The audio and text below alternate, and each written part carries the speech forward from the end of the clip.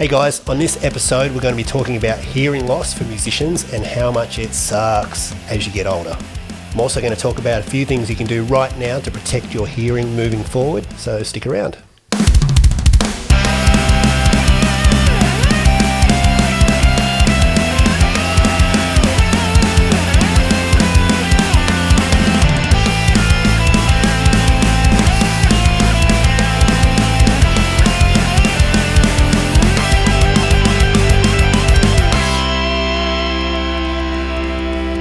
Hey guys, welcome to another episode of the Backstage Resilience. Now today we're talking about hearing loss for musicians and how we can protect our hearing.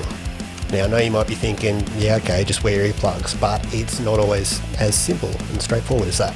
When you're young, it's not really something you think too much about because for most of us, our hearing is fine. But I can still remember jamming with my first band in a tiny bedroom. We had drums, bass and guitar flat out playing fast aggressive punk rock, and none of us were wearing ear protection. And that was the beginning of the end. Over the years I finally figured out that wearing earplugs was kind of important, so I'd wear them during rehearsal.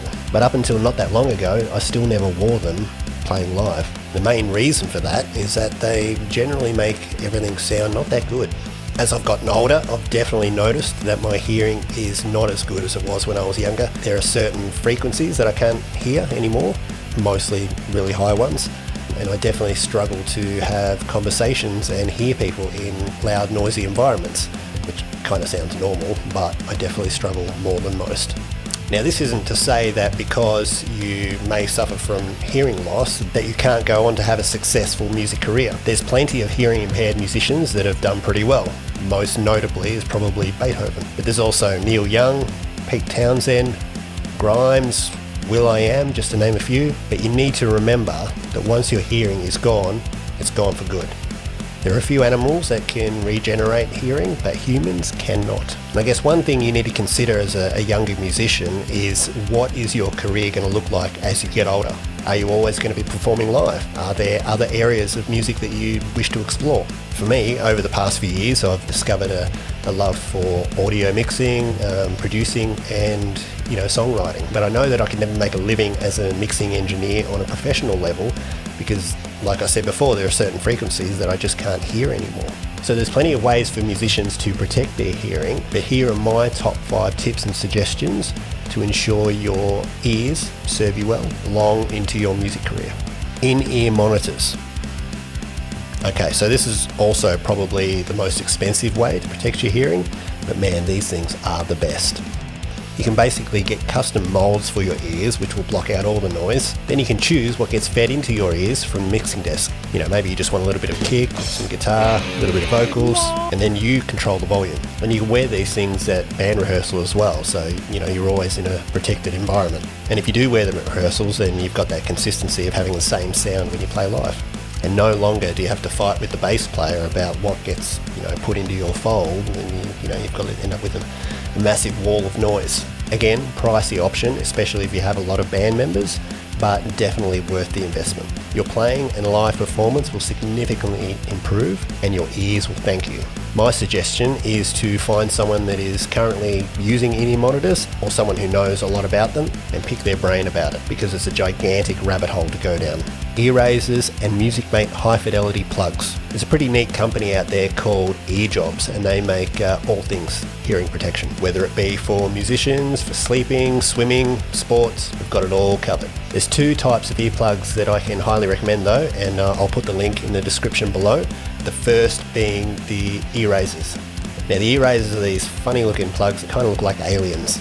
They're transparent with what looks like a little antenna poking out. Now these are around about $80 I think, but well worth the investment. One of the bonuses is that they're kind of transparent, so they're very hard to see. It looks like you're not even wearing earplugs on stage. But they're extremely good at reducing the overall volume without sacrificing any of the sound quality. The Music-Mate high fidelity earplugs are a little cheaper.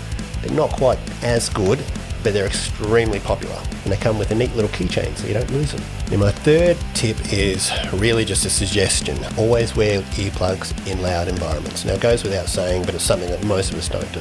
This is definitely a lesson I wish I'd learned earlier when I was younger. Almost every weekend after a a night out at Next or Bang, DJing or just partying. I'd come home, jump into bed 3, 5 a.m. and all I could hear is shh. With the earplugs like the ones I just mentioned, you can't even notice that you're wearing them. So you put them in, it just reduces the whole overall volume. They don't distort or muffle the sound at all. So you can wear them in loud environments like concerts, clubs, or parties and still have a great time. It's so important though. I wear mine from the moment our drummer starts hitting shit and sound check, and I don't take them out until I'm out of the venue at the end of the night. Noise cancelling headphones. As musicians, we're always listening to music, and noise cancelling headphones are a godsend. With these, you can block out the outside noise and just listen to your music at much lower volume. With shitty headphones, you're always competing with your surrounds, so you're always pushing the volume up way too loud, and possibly you're doing some permanent damage to your ears. Noise cancelling headphones, your ears will thank you. Get your ears professionally cleaned. Absolute game changer.